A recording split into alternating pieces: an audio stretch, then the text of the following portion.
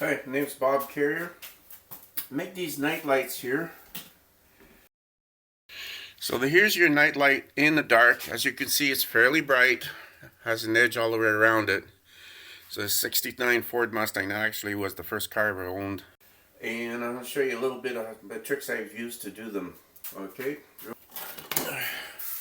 First of all, I 3D printed this box here, which is just a 3D printed plastic box.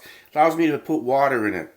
That way, when you're CNCing the thing, you're not gumming up the tip with plexiglass. So you have these sheets of 1/4-inch plexiglass. And anybody ever tried to CNC one of these will find that it's very easy to gum up the tips. By doing it in water, no problems. Very simple design. As you can see, I got 4 brackets that hold it to the actual frame of the machine. And then I got these threaded, here, they go like this. And they hold the actual sheet of plastic down real tight. I'm not going to show you actually running the machine. It takes hours. There, so just take it out. It's real simple. Not hard to build this machine. This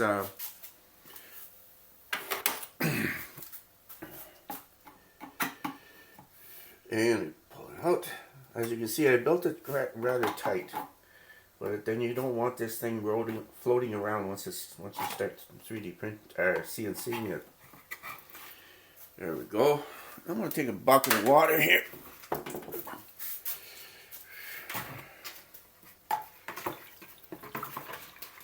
And you clean off your sheet. And there you go. Now this particular, you'll notice I used water with a bit of soap in it. And that's, again, to lubricate it so your tip doesn't turn into a big glob of plastic, so to speak. So here's the cutout.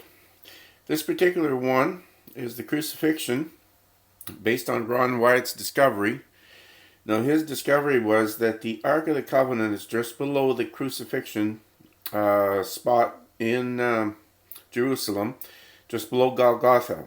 Now, what he found was there's a crack in the ceiling of the cavern that the Ark of the Covenant was kept, and there was a dark stain on the mercy seat.